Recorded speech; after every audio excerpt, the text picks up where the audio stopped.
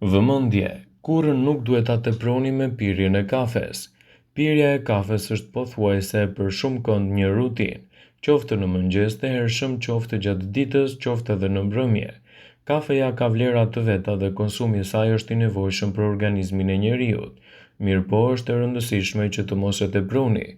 Rrjedhimisht, konsumi i tepërt dhe i pakontrolluar i kafes sjell probleme të shumta të shëndetit. Prandaj ekspertët këshillojnë të mos e teproni me konsumin e kafes dhe të tregoni gjithashtu edhe një vëmendje të shtuar drejt sasive të saj.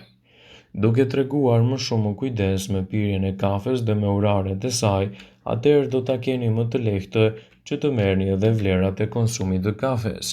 Ekspertët këshillojnë që nëse ndjeni nevojën për të shkuar në tualet pasi konsumoni kafe, mos e konsumoni atë.